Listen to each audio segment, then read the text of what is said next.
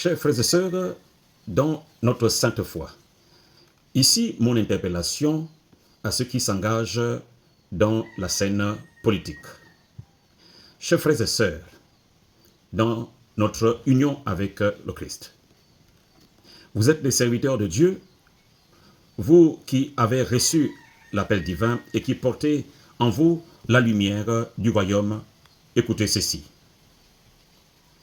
La politique n'est pas un terrain neutre.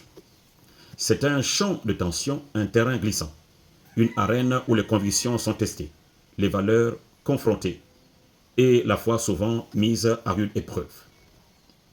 Oui, gérer la cité est noble, oui.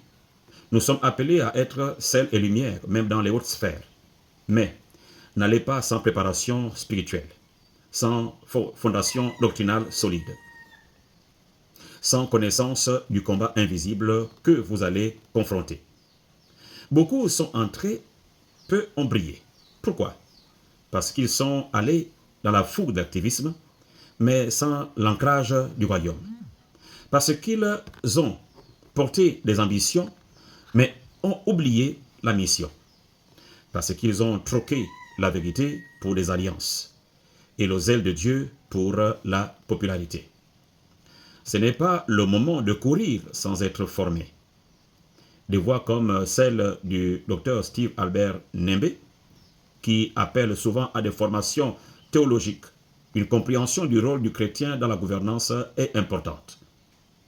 Mais qui écoute? Qui prend le temps de se former?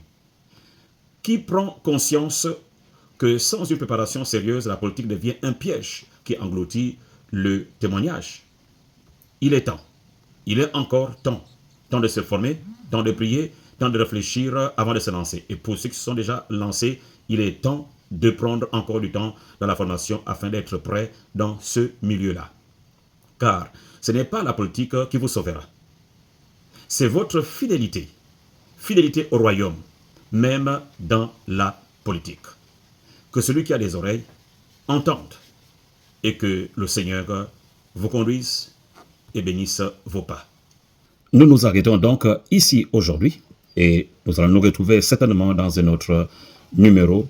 Que le Seigneur vous bénisse. C'était donc votre bien-aimé frère, le docteur Boussou Aboukambala, leader du mouvement Tiemoun Africa.